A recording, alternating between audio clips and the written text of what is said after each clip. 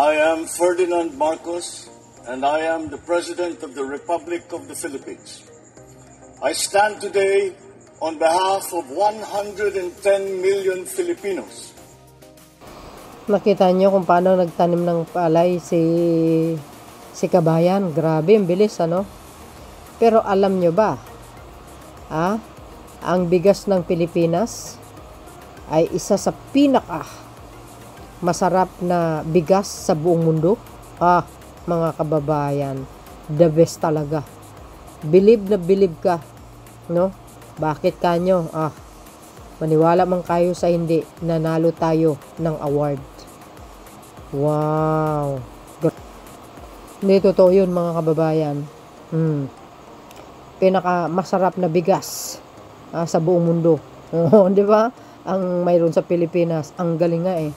Sobrang natutuwa ako kasi, hindi ko akalain na ganun pala. Ang bigas ay isa sa pinakamagandang bigas ay galing sa Pilipinas, yung Dinorado, mga bes. Sana lahat ng bigas ganun na lang, no? Bakit nasabi ko po yan na isa sa pinaka masarap na bigas na Dinorado sa buong mundo ang galing sa Pilipinas? Nakatanggap tayo ng award, mga bes. Para kumpleto detalyado, basahin ko sa inyo. Tingnan nyo, Siyempre, una sa lahat, congratulations sa Pilipinas and sa atin lahat, sa ating mga farmers, mga kababayan sa DFL Rice. Ituloy nyo na lang yan. So yun, mga best, para kumpleto detalyado, eto na. Ayan o, DFL Rice.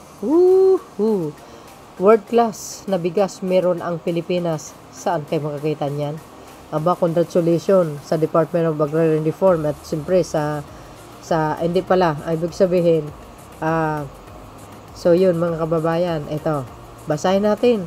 Sabi ng DFL Rice, world class na bigas meron ng Pilipinas. Saan kayo makakita? Talagang world class ang Pilipinas. Hindi lang pang singing, pang bigas pa. Sabi sa inyo ano sabi?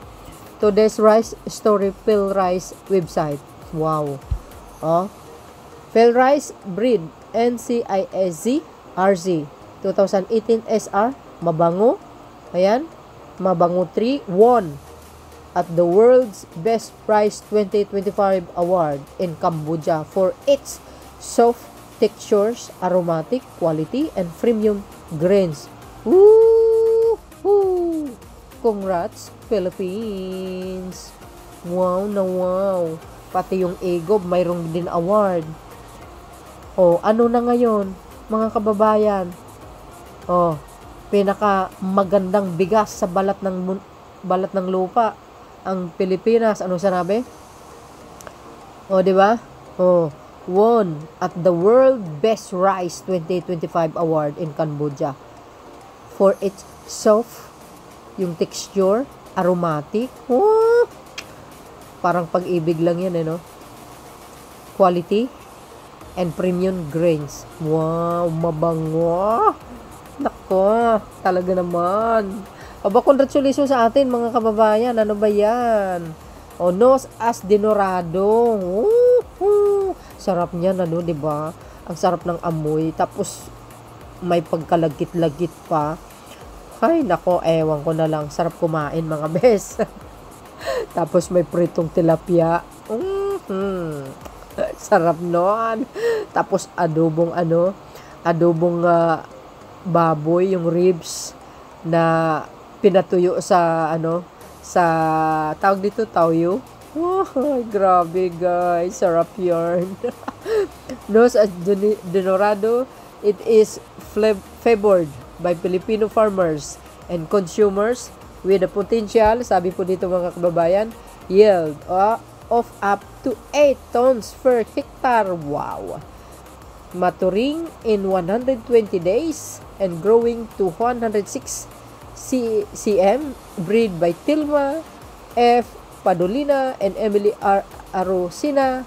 It reflects Philrice's 40 years commitment to developing high-yielding quality and climate-resilient rice. Wow na wow!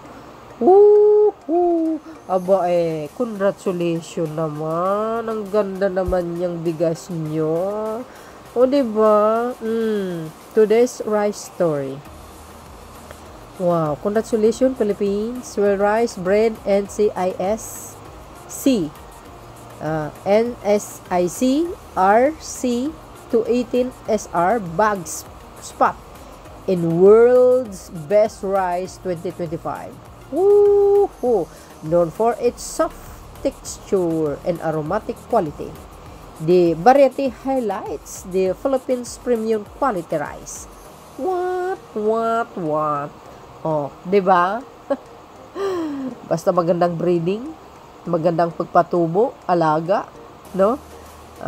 Sigurado 'yan. Maganda yung butil, maganda yung ani, very soft, yung texture niya, maganda, mabango.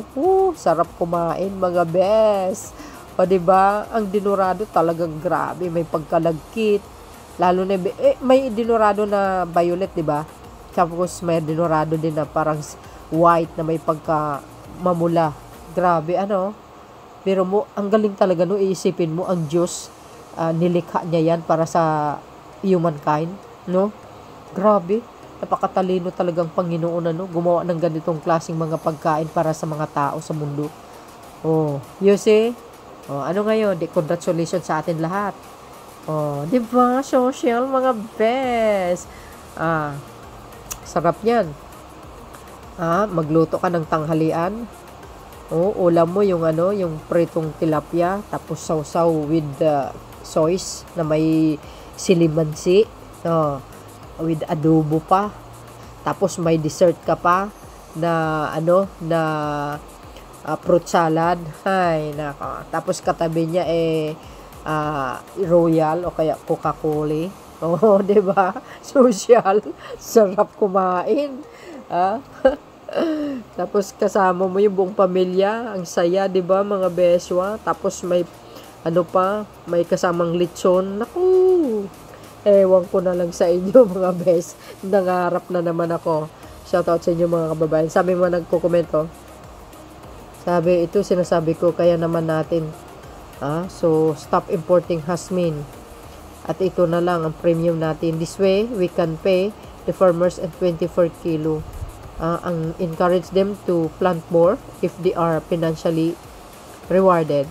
They will choose farming always. Oo nga, no. Bakit ganun na lang? Ganun na lang kaya ang ating, ibig sabihin, yung mga magsasaka, yan na lang kaya ang itatanim nyo para sigurado. Aba, mga kababayan, kung Luzon, Visayas at Mindanao, yan na lang itatanim. Na, sinasabi ko sa inyo maiinggan nyo yung mga ibang bansa mag-import sa atin. Hindi nga, walang biro. Seryoso ako. O, wag na mag-import ng mga ganyang mga bigas galing sa ibang bansa. Kayang-kaya rin pala natin O, 'di ba? Kasi maganda talaga, as in. Once na natikman ko na yung isang beses itong bigas na ito napakasarap, guys. Medyo may pagkalagkit nga talagang malambot. Kahit walang ulam, mga kababayan, naku, maubos mo isang plato talaga, ayan. 7 years na akong farmers ng Bariti na ito talaga yung legit namin na dinurado di mahusay. Galing naman. Yan na lang kaya ganun ang gagawin, di ba, para wag na mag-import. Kasi kung yan lagi ang bigas natin sa merkado, kahit saan banda, ay maingganyo sila mag-import dito sa atin talaga. Oo. At talaga sigurado mag-i-export tayo ng marami. Oo, galing ang binhi, masarap at malambot.